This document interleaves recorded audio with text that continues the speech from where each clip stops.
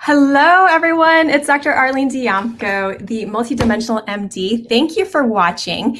And this is episode 22, 11 ways to grow through or to move through resistance.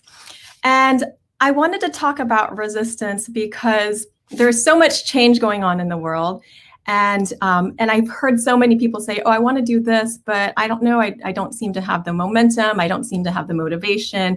People are dragging their feet, or we're being asked to do so many things in new ways, and it feels difficult. And it's such a human norm to resist through things. And no matter where you are, what you've studied, what profession you are in, everybody is going to experience some kind of resistance. And the reason is because resistance is a form of protection. So I'm going to break that down a bit more. It's a protection coming usually from the ego. Okay, so when it's coming from the ego likes to have things in a box. It's in the known. So when things are outside of that box, the unknown, fear of change, fear of new things, it doesn't like that. It feels like the box is safe, even though there's room to grow and experience like new possibilities. And even though the life you might want is outside of that box because it's new, the ego thinks what you know is safe, even if it is not totally comfortable. And so it will make you feel some sort of stress or anxiety when you want to shift. It wants to protect you in what's known. That is considered safe for the ego. That's not necessarily what you want. And that can show up in different ways. So it could be a form of procrastination. Procrastination is really a fear of not being perfect, of not being good enough. And I know this so well. You can ask anyone that I grew up with that I was the queen of procrastination. I would put things off till the last minute and then whip them out. But really, when we do that, it's often, especially when we actually still care about what we're doing and we put it off, it's because we're afraid that it's not going to be good enough. If we didn't have that fear and we cared about it, we would get to it right away. But that kind of resistance can show up also as boredom, as not feeling motivated, as not wanting to move forward.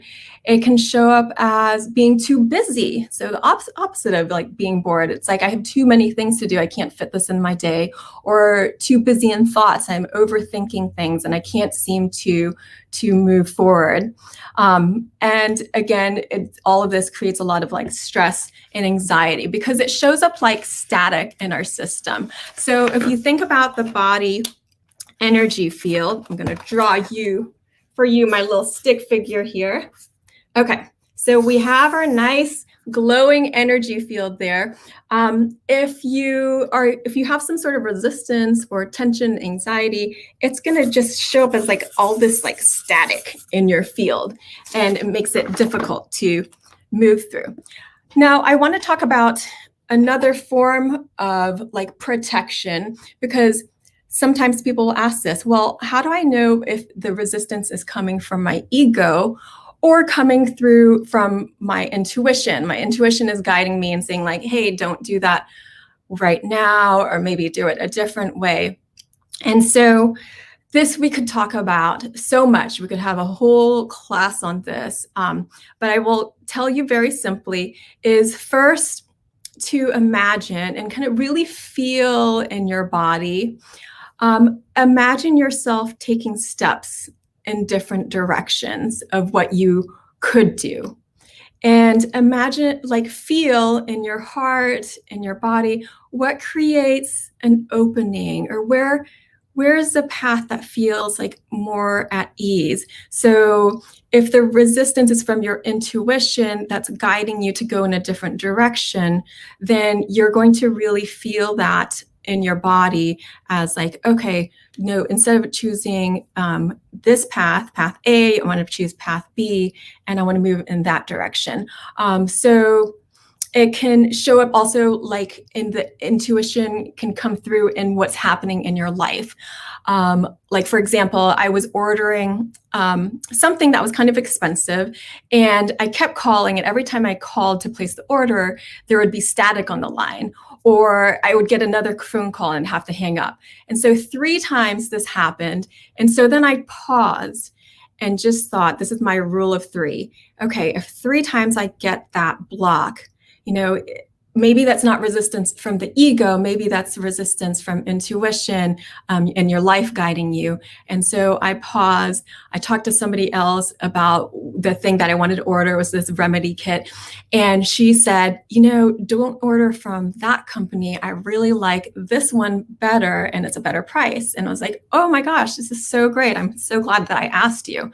So see, that's a little bit different than the ego kind of keeping you boxed in that resistance. So how can you move forward from resistance? And we need to be able to do this, to innovate, to create, to get what we want out of life, to kind of like squeeze the juices out of life and really live fully. So we're going to go through 11 ways. And number 1 is to start by being aware of the resistance. So start to acknowledge it, just see it for what it is. Maybe you're always craving sweets. We'll just use like some simple examples. So start to be aware, like, oh, okay, yeah, I do that. And it's, you know, I realize this is part of my human experience. And if I know that, so I'm aware that if I'm going to get really hungry, that maybe I'll go grab like something sweet or some junk food because I'm hungry. So see, once you bring your awareness to it, that you're going to have that resistance to eating healthy, but you can kind of see the blocks in the way, then you can plan around it. It's like, well, okay, so I'm going to pack my own lunch, or I'm going to make sure I have healthy food so I don't get hangry and just reach for whatever is in front of me. So really bring your awareness to the resistance. Just call it out for what it is. It's okay. We all been through it. It's a very human way to feel. Number 2, give yourself permission to fail, because you're going to mess up, and that is absolutely okay. And there's that fear of like not being good enough, but once you put it out there, like, well, I'm going to mess up. I don't know how to do it this way yet. That's okay. And I think about this like for being virtual or working from home, and then the kids being home and being in virtual school. And people ask me, well, how am I supposed to work? And the kids are like, you know, asking me to do things at the same time. Listen, it's not going to look perfect. That's okay. So all of a sudden that releases so much tension of like, I can't control the situation completely, and it's okay. So you're going to do your best, and say if something happens and one of your little kids like comes running in and you're in a virtual meeting, you know what? We're so used to it by now. It's 2020. It's okay. That's okay. It's maybe it's considered like a mess up, but really just roll with it. If that failure doesn't define you, it's if you think about it that way too, it's like, I'm not defined by what happens in that moment. I'm really defined more by my character and how I treat people. Am I kind to people? Am I kind to myself? So remove that failure of like what happens with whatever you're doing, with how the meeting goes, with how your project goes, with how, you know, all of those things that we're judging ourselves by. Remove that as a measure of like how you are as a human being, and you know, measure it more by like being kind, and do that instead. Number 3. Take on a growth mindset. I love this because it's really a love of learning. A growth mindset versus a fixed mindset is, with a fixed mindset, you assume that you are born with whatever skills you have and you can't improve on them. Well, that's ridiculous. I mean, kids learn. We adults are always learning, but sometimes we forget. We think that we're just kind of stopped learning, and as is, we have to like function with whatever we got. That's not true. We are always learning. And so once we start to realize, the learning itself is amazing. There's something joyful about learning how to do something new. And so then those stumbles start to be not so much like frowned upon. It's just like, oh, it's my learning process. And how cool is that I'm learning.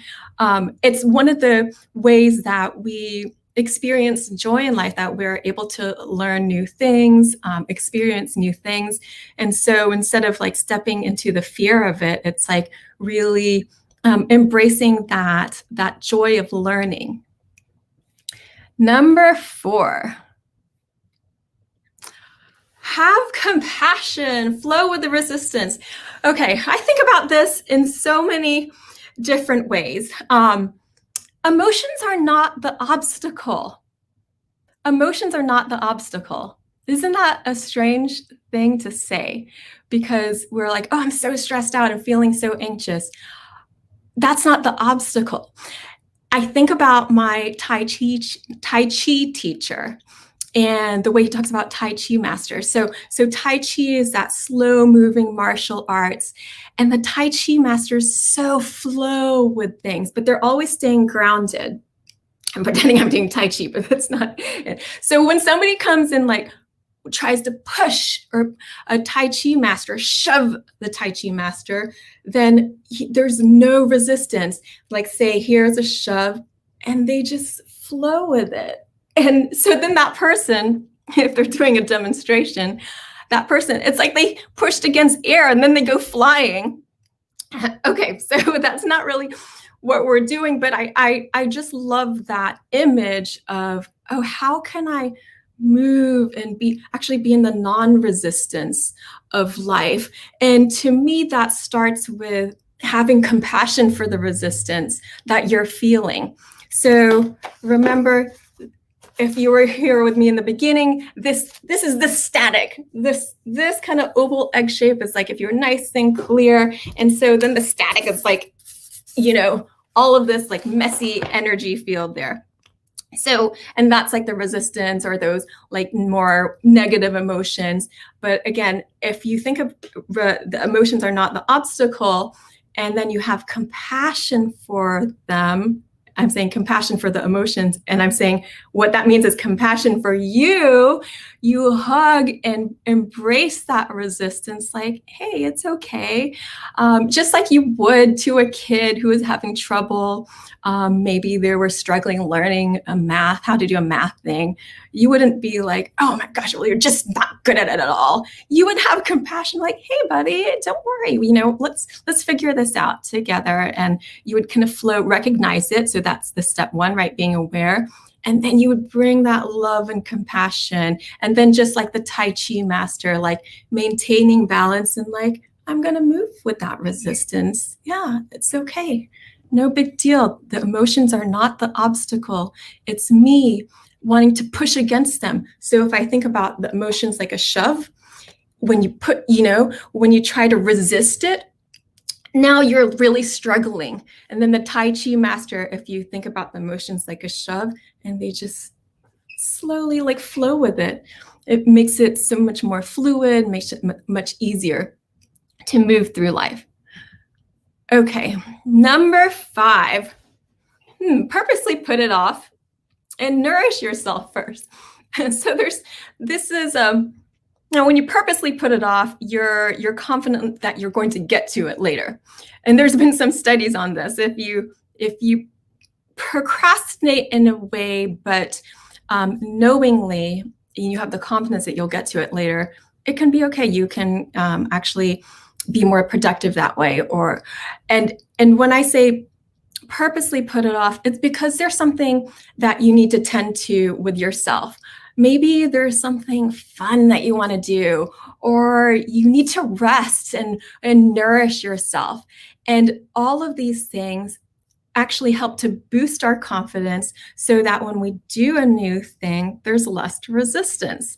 I saw on Brain Games before, I may have mentioned this before, that there were kids that when they played something and they won, so they did something they're good at, and then they did a new task afterwards, if they did something where they won and they were good at it and they did the new task afterwards, they're more likely to be able to figure it out.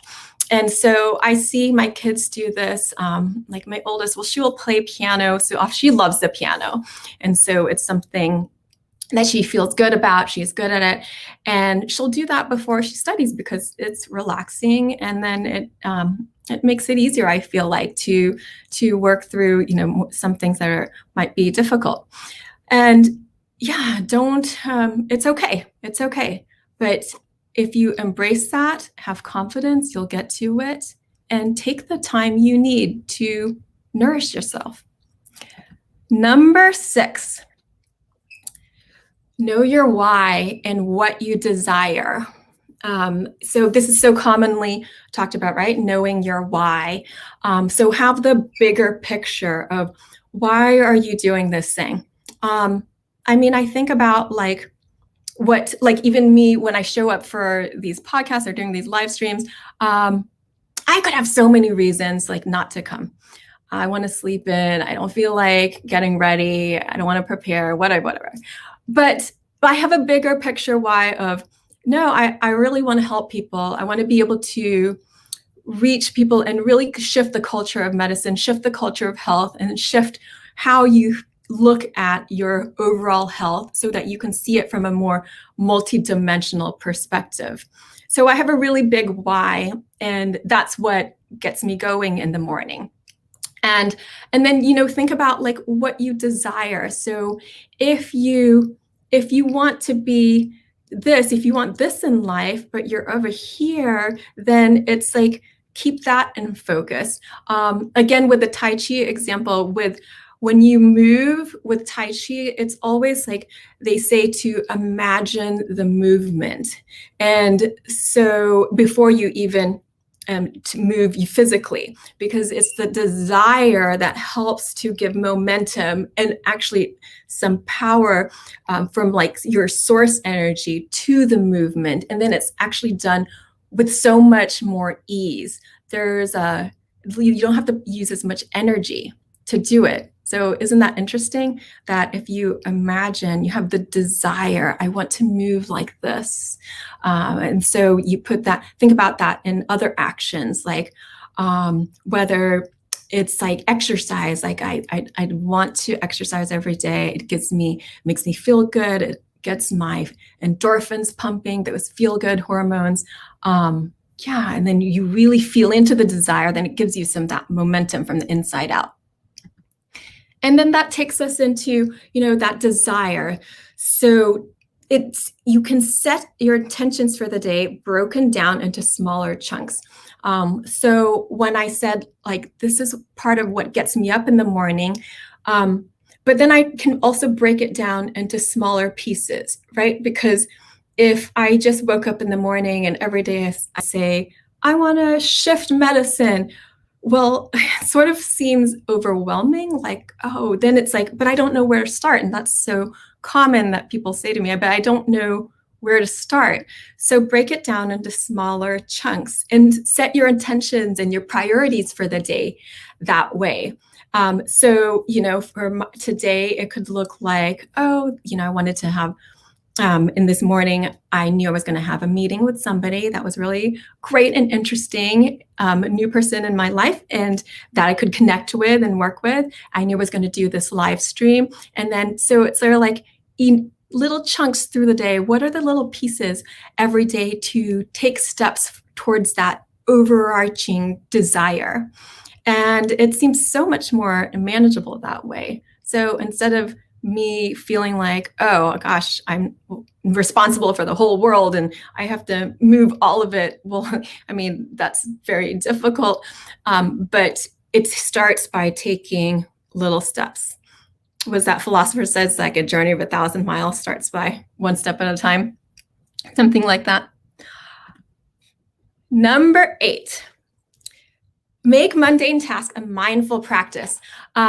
So I think about this for the little things that sometimes you have to do, right? Do the dishes, do laundry, but maybe you don't like to do them. So we have that in my house. So sometimes, if I remember, I like to try to make this a mindful practice. So I think about this often when I'm doing dishes, is then I start to pull all my senses into it. What does it feel like with the water in my hands? What does it feel like when I pick up the plate and I can feel like the coolness of the plate? What do I hear? I hear the clinking of the dishes. What do I see? And then, how is my body moving? What are my thoughts at the moment? And I just notice them, observe them, witness them without any judgment. That meta perspective is really soothing. It's like a loving mother where it's just like, whatever you're doing, it's okay. So whatever you're thinking, it's okay. Whatever you're feeling, it's okay. So then your mundane task becomes so purposeful. So you kind of get that bonus healing through it. Number 9, combine it with something fun. So this is easy to think of, like with doing laundry. Just turn on the music, listen to a podcast, make it, again, a healing journey. If you're working from home, well, there's still a lot of bonuses. You could wear your PJs all day and only dress, up from here. You could make your space so comfortable, and you could pick a window that you want to look out over, or you could put nature scenes around you. So you get to create the scene, maybe even more so than if you had to go into the office. So take advantage of that and combine whatever you have to do with something fun, so you could get that out of it. Number 10, team up with an accountability partner. Well, teamwork always makes it fun. Pick somebody that knows you and loves you and is not going to judge you for whatever happens, because when you have that accountability, I don't know, it just helps to motivate you, because it's that connection, right, that helps us.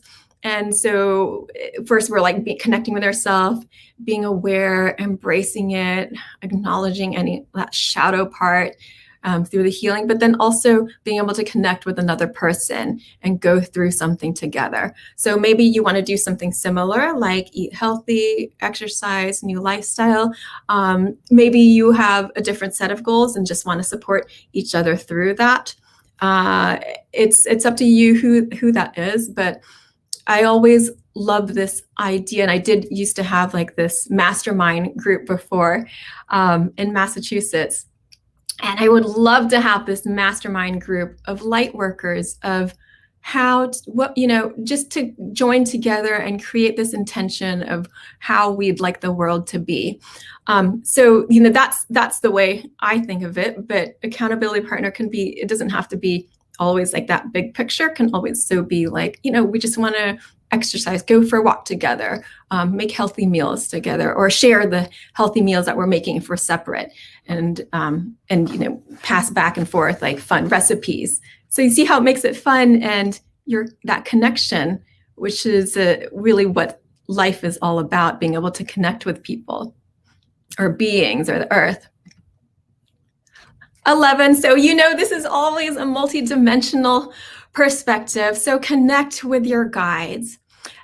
Now, these kinds of guides, they can be both in the physical dimension. So maybe you're wanting to do something that's new to you and difficult, but maybe someone that's been through it before. So yeah, why not? We don't have to always reinvent the wheel, but we can get tips from people that have gone through things before. Maybe you want a new diet. Maybe you want to eat vegan and you don't know how. So yeah, work with people that have been through it and started where you are. But also in the multidimensional perspective, connect with your guides in all dimensions. So it's whatever it means to you, whether it's loved ones that have crossed over, your angels, other guides. It's really, again, about connection. And you don't have to do this by yourself. Just like you have an accountability person, you can get help. Allow yourself to receive that. Allow yourself to ask for it. And in this way, we so move through resistance. And when I first put this live stream together, I had called it Overcoming Resistance. But that didn't feel right to me because I was like, I don't know. It just sounds like another thing you're trying to like step on or smash down. And for me, that's not a healing way to do it, although it's a nice word that has a lot of emotion to it. And so I thought, how can I explain it more in a flow through? And so it's moving through resistance. Use the resistance in a way that helps you heal. And then that way you align mind, body, spirit, and you can really accomplish anything that you want to do. So I hope that helps you. Please like and subscribe. I always forget to say that. I would so love to hear from you. If you just say hello in the comments. I love you all so much. And I will see you next time on another episode of the MultiDimensional MD Waking Up Medicine. I'm Dr. Arlene Dijamco. Have a beautiful rest of your day.